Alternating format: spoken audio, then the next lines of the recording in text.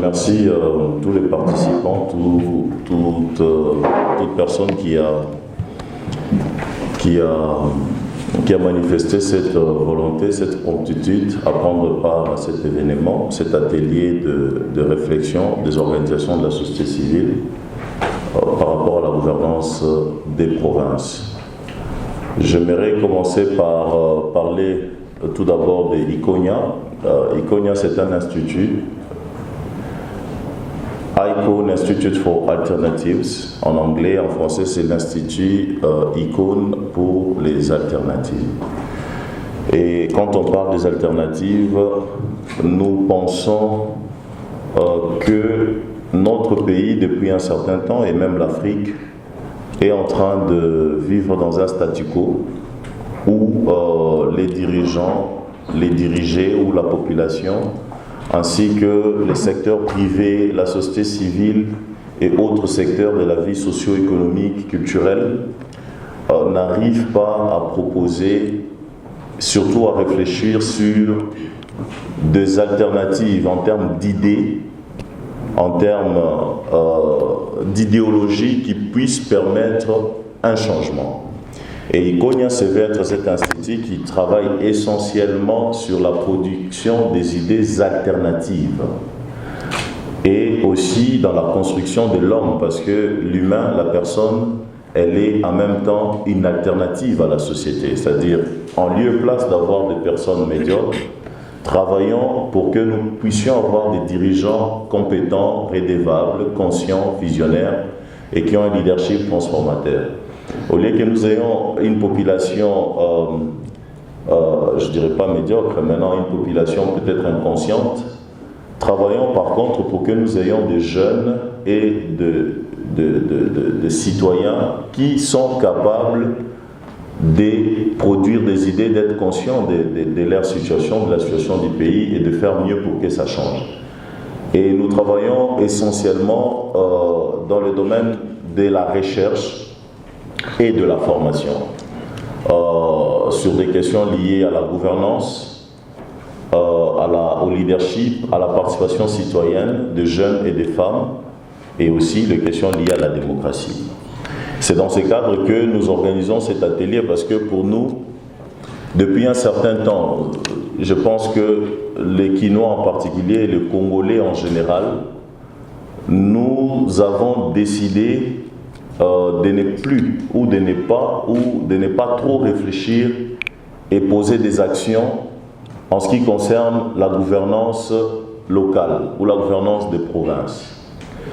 Nous sommes en train de penser depuis un certain temps que le problème, c'est au sommet. Le problème, c'est le président. Le problème, c'est le droit de l'homme. Le problème, c'est le manque de démocratie. Le problème, c'est la mégestion au sommet de l'État. Et pourtant, les développements, tout comme la démocratie, sont tributaires d'une bonne gouvernance au niveau local. Et les développements ne commencent qu'à la base. Le développement ne peut pas commencer au sommet, même si c'est le sommet qui impulse, même si c'est au sommet qu'il y a la volonté politique, l'action politique, mais le vrai développement doit commencer d'abord à la base.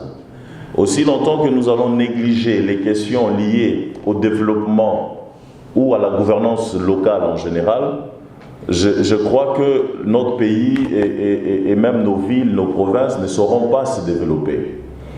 C'est ainsi que nous nous sommes dit. Nous sommes à notre 4e cycle électoral et vous êtes conscients, vous qui êtes dans cette salle, que le premier cycle de 2006 n'a pas essentiellement et efficacement permis à ce que nos provinces se développent. Avec les élections au niveau des législatifs provinciales, nous avions eu des députés provinciaux qui ont fait presque 12 ans au pouvoir. 12 ans. Parce qu'en 2011, nous n'avions pas eu des élections au niveau provincial. Et nous avions eu des sénateurs qui ont aussi fait presque 12 ans au pouvoir. Et nous avions eu des gouverneurs qui ont eux aussi fait presque 12 ans au pouvoir. pendant ces 12 ans, qu'est-ce qui a changé? Qu'est-ce qui a changé essentiellement en interne au niveau de province? Comment et quelle a été la gestion de nos provinces? Quelles ont été les implications des députés provinciaux dans la gestion des provinces? Nous avons suivi qu'il y avait tout le temps des députés qui faisaient motion pour faire tomber le gouverneur, les bureaux des assemblées provinciales plutôt, qui étaient tout le temps en train de se tirailler et de se chamailler, et des ministres de l'Intérieur qui tout le temps étaient en train de passer leur temps à vouloir régler tous ces problèmes, mais en même temps, il n'y avait rien en termes de gestion efficace de nos provinces, des idées claires en matière de développement, d'investissement, de progrès et du social de Congolais au niveau de province. Finalement, nous avons plusieurs lois qui ont vu le jour, je crois, après 2007, sur la libre administration des provinces. Et nous avons une constitution qui consacre le fonctionnement en termes de manière décentralisée de nos provinces, des entités territoriales décentralisées. Mais le pire, là où je vais chuter, c'est que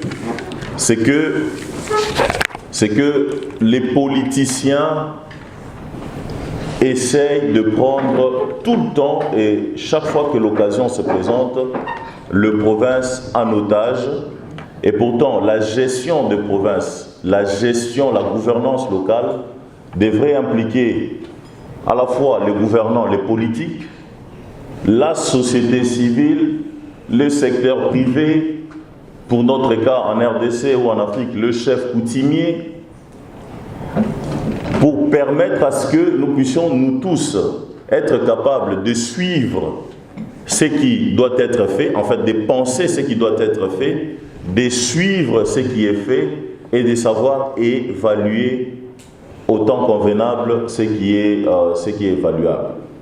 Mais ce qui se passe, c'est que au bon moment, le politique s'arrange toujours à ce que le choix des animateurs de province soit un choix qui est essentiellement un choix politique, dans le sens que voilà, il y a des arrangements, il y a déjà des accords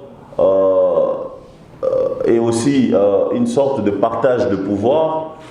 Qui va prendre le gouverneur, plutôt le titulaire, le gouverneur, qui va prendre quel groupement politique va prendre la gestion au niveau du vice-gouverneur, qui sera président du bureau provincial. C'est bien, ça c'est la politique. Les gens s'arrangent et ils désignent régulièrement et de manière continue des animateurs. Mais ce qui se passe, c'est qu'à la fin de la journée, nous constatons tous, et c'est le cas par exemple pour Kinshasa, que en réalité le gouverneur et le vice-gouverneur, les bureaux d'assemblée provinciale plutôt, et la qualité même des élus posent un problème. Parce que les élus qui sont élus au niveau provincial, pour la plupart, ils viennent au niveau de l'Assemblée déjà avec des idées préconçues. La première chose, c'est comment je fais rapidement pour que je puisse retrouver mon argent dépensé lors des campagnes. Et là, il se présente des opportunités directes et rapides pour le député provincial. La première, c'est l'opportunité du vote des sénateurs. Et la deuxième opportunité, c'est le vote des gouverneurs. Ils se disent, avec ça, je peux rapidement ramener en poche ce que j'avais dépensé. Et ça pose un problème parce qu'à ces niveaux-là, au niveau local, les députés ne permettent pas à ce que nous ayons à la fois des sénateurs de qualité, mais aussi à la fois des gouverneurs de qualité, mais aussi par ricochet, ils votent les membres du bureau de l'Assemblée provinciale et on n'a pas des personnes de qualité. Quand je dis qualité, je parle de personnes qui ont un sens élevé de l'intégrité, de l'éthique, et qui ont des compétences et qui sont d'une certaine manière de personnes porteurs du sens patriotique, du sens de l'État. Par contre, pour la plupart, nous avons, excusez-moi, vous allez le remarquer dans nos 26 provinces, une qualité de personnes qui ne sont que des coopérants et des clients politiques. Et vous remarquerez que hier, par exemple, la CENI a publié son communiqué, pour ceux qui ont pu lire le communiqué, clairement pour dire que la CENI est au courant des actes de corruption et des tentatives de corruption à la fois des sénateurs, des candidats sénateurs et gouverneurs, mais aussi des chantages que font les députés provinciaux auprès de candidats. C'est un fait. Vous avez remarqué l'appel, c'est l'agence pour la lutte contre la corruption qui a clairement aussi levé le ton pour alerter sur le cas de corruption lors de choix. Et ces choix qui sont faits à travers le monnayage de billets verts, à travers le clientélisme politique, ne peuvent pas nous permettre sérieusement d'avoir de personnes qui peuvent correspondre au profil d'une très bonne gestion et d'une très bonne gouvernance au niveau de nos provinces et au niveau local. Et ajouter à cela, aujourd'hui, j'interpelle et je vais vraiment essayer de chuter par là, que nous avons eu des élections municipales à Kinshasa et ailleurs. Donc nous allons être confrontés à cette situation des votes, de choix des bourgmestres qui, depuis un temps, étaient nommés. Et si déjà au niveau provincial, au niveau de l'Assemblée provinciale, le problème existe et persiste, je pense que nous allons les vivre encore en masse au niveau le plus décentralisé possible, au niveau municipal de nos communes, de problèmes sérieux dans le choix et l'élection des bourgmestres. Alors ici, la réflexion devra nous permettre essentiellement de réfléchir sur le profil des gouverneurs de province que nous devrions, par exemple, avoir. Et par cela, comprendre le contour quant à la gestion des provinces, les questions liées à la décentralisation et comprendre le rôle d'un gouverneur, d'un vice-gouverneur, enfin de se faire une idée sur un portrait robot de ceux qui peuvent être des dirigeants à ces niveaux-là et essentiellement, nous qui sommes à Kinshasa, quel est le portrait robot d'un gouverneur qui peut essentiellement et réellement délivrer un travail intéressant. Et nous allons aussi réfléchir en profondeur sur l'essentiel de ce qui peut constituer un projet de société, un programme que peut avoir notre gouvernance, plutôt le prochain gouverneur de la ville. Quels sont les axes prioritaires? Quels sont les vrais problèmes auxquels nous sommes confrontés? Et aujourd'hui, vous savez avec moi par exemple, que la ville de Kinshasa n'a que la prison de Makala comme la maison d'arrêt qui contient le plus de détenus, condamnés et de prévenus en même temps. Mais cette prison, par exemple, a été construite pour 1500 personnes. J'ai fait quelques bons mois en prison. Quand j'y étais, on était à 9000. Aujourd'hui, ils sont à 12 000. Et pourtant, à Kinshasa, pour une ville qui a presque 15 millions d'habitants, aujourd'hui on parle même de 17 millions d'habitants, on ne devrait pas, par exemple, avoir une prison de 9000 personnes, mais qui a été construite pour 1500 personnes. Et ils vivent étouffés, en violation totale des droits de l'homme, dans la dégradation même de la dignité, de la vie humaine. Tout est sale. Je ne vais pas parler de Mbujimayi ou du Congo central. On est même incapable de construire des prisons, on est incapable de construire des bonnes routes. Vous savez qu'il n'y a pas longtemps, un bourgmestre de la commune de Makala a été arrêté, condamné à 5 ans de prison pour avoir détruit un édifice public simplement parce que lui voulait, je ne sais pas moi, avoir 5 mètres au bord de la route. C'est des choses très compliquées qui se passent chez nous. On ne sait pas faire le suivi sur la qualité des routes. On ne sait pas faire le suivi sur la qualité de l'enseignement. nous allons réfléchir sur l'éducation. Combien d'écoles publiques nous avons à Kin? Combien des écoles privées? La qualité de l'enseignement et à quel niveau? L'aménagement du territoire? Le problème de l'agriculture? Quels sont les axes prioritaires? Je ne vais pas parler de l'environnement. Nous vivons dans une capitale trop sale. Peu importe ce qui est fait. Je passais hier au niveau du boulevard Tchatchi, au mausolée de Laurent Désiré Kabila, au palais de Marbre. Je voyais combien il y avait de poubelles, de plastique et même de la poussière sur le bord de la route. Ça, c'est le bureau du président. Et toute cette avenue jusqu'au Grand Hôtel est sale, vous pouvez faire un tour. Mais ça, c'est là où travaille le chef de l'État. Le problème de l'environnement, il y a aussi d'autres problèmes. Donc nous allons essayer de réfléchir.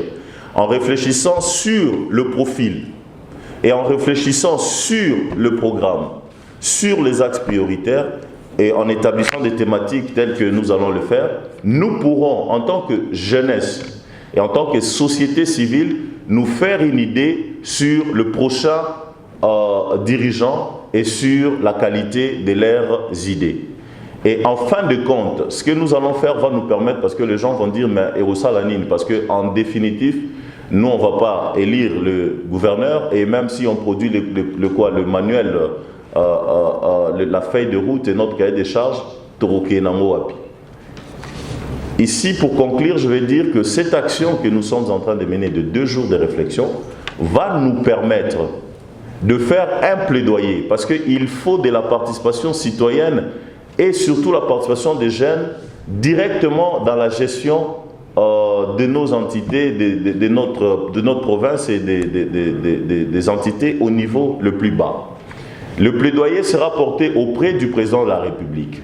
C'est vrai, aujourd'hui et demain, il y aura clôture des dépôts de candidature de gouverneurs, mais nous allons adresser au président de la République notre feuille de route pour dire, on sait qu'il y a beaucoup de candidats, mais voilà, par exemple, pour la ville de Kinshasa et un standard pour toutes les provinces, le profil des gouverneurs que nous devons avoir. Ça devrait être des personnes, ça va sortir de nos travaux. Ça devrait être des personnes qui ont telle qualité. Ça devrait être des personnes qui nous évitent ça, du populisme, du mativisme, de personnes qui font des choses sans respecter la règle. Ça, c'est des exemples. Et nous allons nous adresser auprès de responsables politiques, de regroupements politiques qui désignent des candidats. Voilà le profil que nous, société civile, nous pensons que vous pourriez mettre en avant pour gérer nos provinces. Et nous allons aller nous adresser aussi auprès des gouverneurs, candidats, et auprès des électeurs, des grands électeurs qui sont les députés, pour leur dire voilà ce que nous pensons du profil et voilà ce que nous attendons de vous.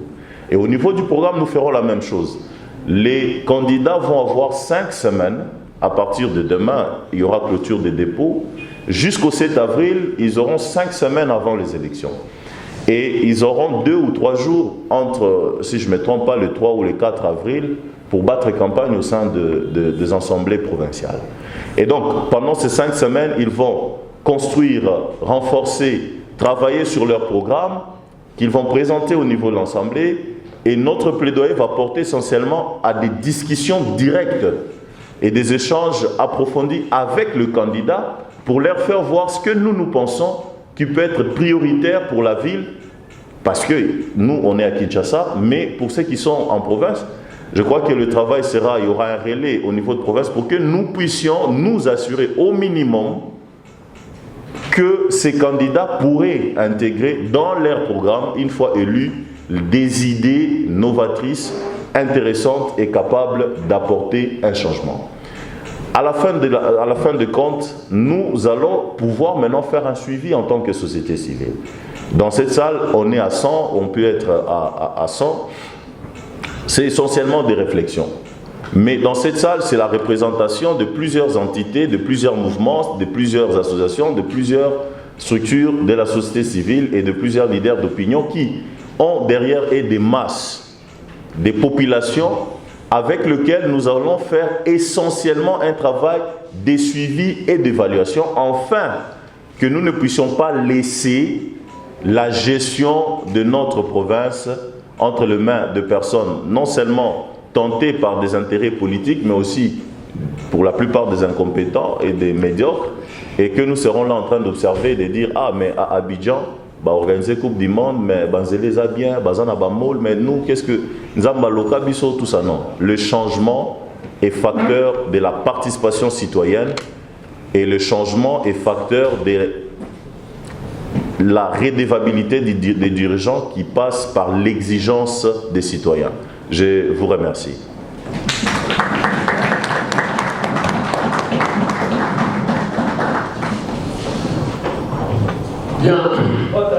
L'organisation de la société civile se sont réunies aujourd'hui à Tembe pour réfléchir pendant 2 jours sur les questions liées à la gouvernance des provinces.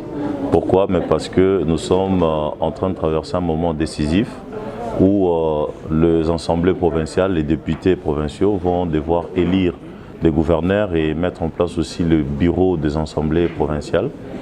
Et il est essentiel que la société civile réfléchisse sur la question du profil de gouverneurs, des dirigeants, mais aussi sur le cahier des charges qui peut constituer en son sein nos recommandations en termes des axes prioritaires et aussi des attentes de la population. Où faudra-t-il toucher pour que ça change? Que faudrait-il faire pour que les développements se réalisent? C'est dans ces cadres que nous avons réuni quelques structures de la société civile, quelques experts, réfléchir, établir un portrait robot de personnes qui peuvent être nos gouverneurs, essentiellement pour la ville de Kinshasa où nous nous retrouvons, et sur ce que nous pourrons avoir comme cahier des charges, afin de porter un plaidoyer auprès des dirigeants, des décideurs politiques, mais aussi auprès des députés provinciaux qui vont devoir élire le prochain gouverneur et vice-gouverneur de nos provinces. Pensez-vous que ces recommandations seront réellement prises en compte? Bon, on constate que dans notre pays, il est toujours difficile de s'assurer que les dirigeants ou les décideurs vont prendre en compte les recommandations. Mais c'est une question existentielle pour nous, parce que si nos recommandations ne sont pas prises en compte, il se constatera à la fin que rien ne marchera. Les politiques ne peuvent pas penser être le seul capable à délivrer, à pouvoir réfléchir et mettre en œuvre des initiatives qui peuvent nous faire avancer. Dans la gouvernance des provinces, dans la gouvernance locale, il doit y avoir l'implication de la société civile, du secteur privé, de chefs coutumiers et au niveau le plus bas, au niveau communautaire, des leaders communautaires et tout ça, pour arriver à faire en sorte que ça change. Mais il y a un autre levier que nous allons utiliser.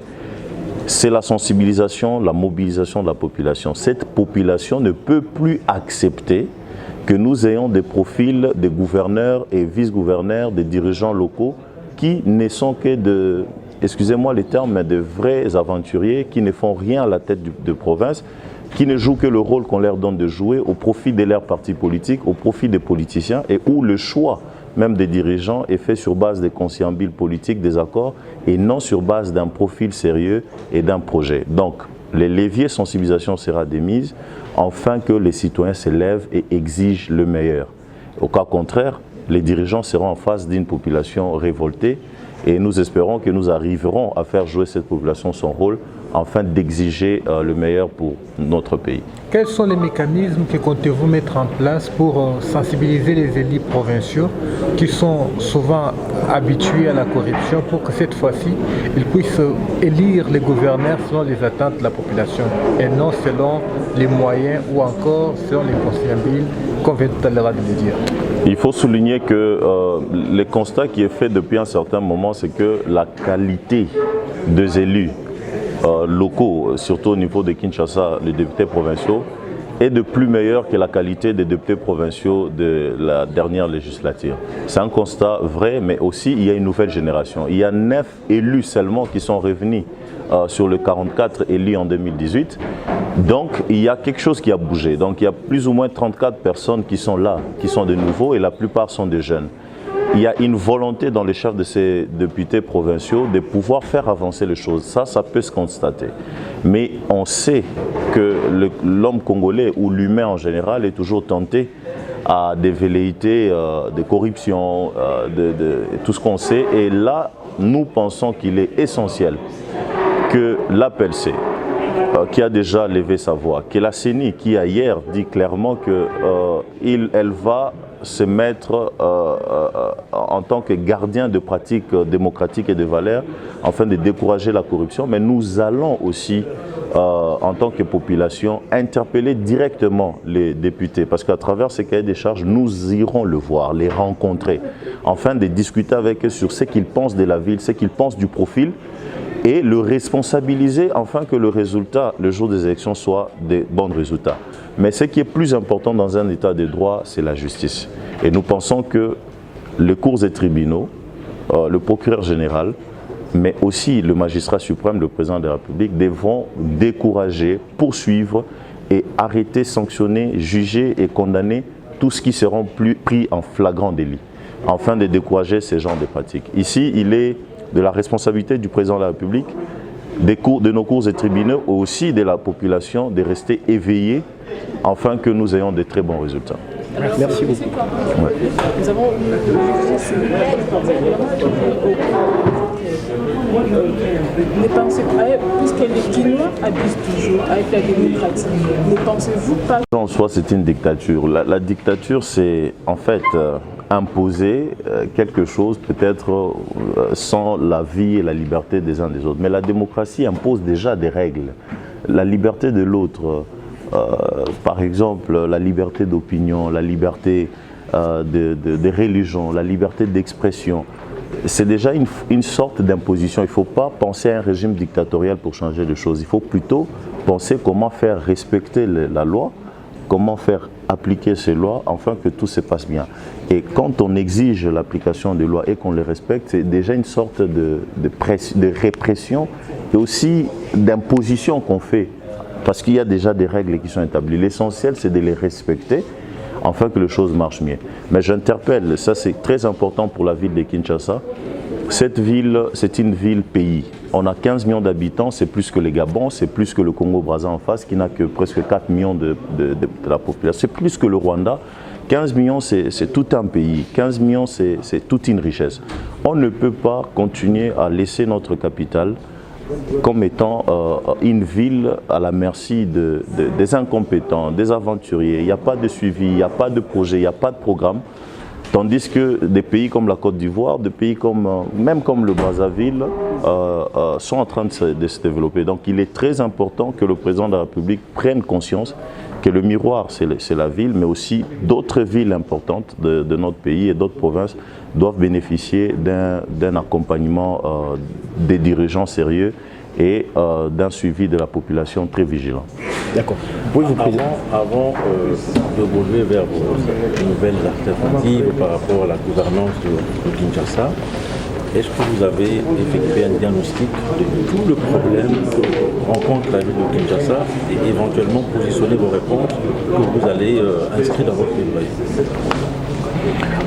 Il se constate qu'à Kinshasa, nous avons un sérieux problème. Le premier, c'est la planification. Les dirigeants, ça fait maintenant plus de 20 ans qu'il n'y a aucune planification en termes de l'aménagement du territoire, de la population, comment on dit, de la démographie et en termes de l'urbanisme, en termes même des infrastructures. Aucune planification.